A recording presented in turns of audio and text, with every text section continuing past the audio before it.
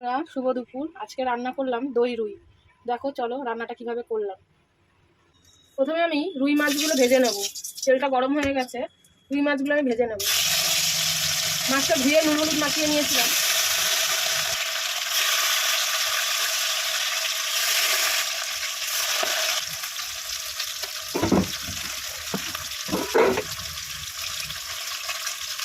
মাছগুলো আমার সব ভাজা হয়ে গেছে, আমি তুলে নিলাম। সব মাছই ভাজা হয়ে গেছে। আর একটু তেল দিয়ে নেব।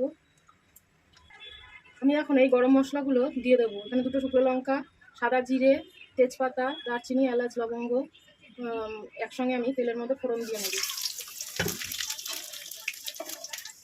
এবার আমি পেঁয়াজটা ভেজে নেব।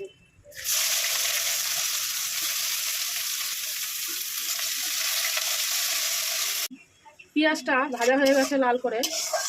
আর এখানে আমি আদা, পেঁয়াজ, রসুন, কাঁচা লঙ্কা, শুকনো লঙ্কা, টমেটো, দারচিনি, এলাচ, লবঙ্গ সব একসঙ্গে পেস্ট করে নিয়েছি।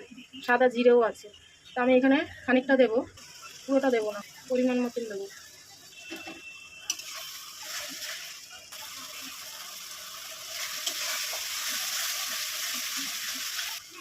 দেবো একটু লবণ, অল্প একটু চিনি। এবার আমি মশলাটা ভালো করে কষিয়ে নেব। আমি একটু কাঁচা বাদাম শুকনো খোলায় ভেজে নেব।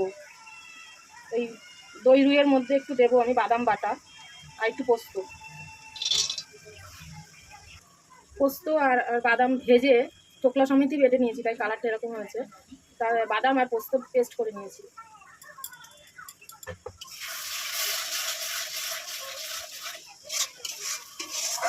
দই দিয়ে দেবো। দইয়ের প্যাকেটের মুখটা ছোট করে কাটলে তাহলে দই আলাদা করে ফেটাতে হয় না। এই চাপলে যে বেরোচ্ছে এই ফেটিয়েই বেরোবে। এরকম করে চাপবেন, যতটা প্রয়োজন দিয়ে দেবেন। দইয়ের মধ্যে কোনো জ্বালা পাকিয়ে থাকবে না, ফেটানোর প্রয়োজন নেই।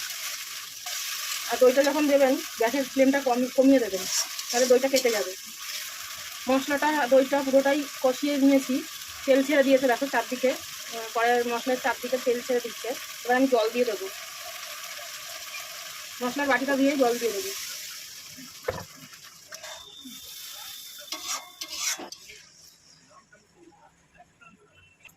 ঝোলটা ফুটে গেছে, আমি এবার মাছগুলো সব দিয়ে দেবো।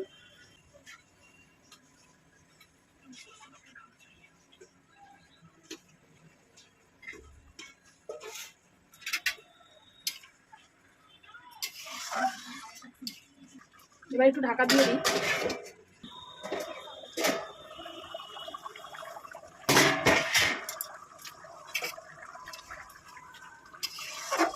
হয়ে গেছে আমার রান্নাটা কমপ্লিট।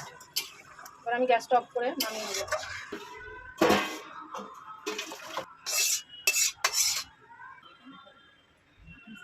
হয়ে গেছে দেখো বন্ধুরা আমার দই রুই রান্না। রাখছি, সবাই ভালো থেকো।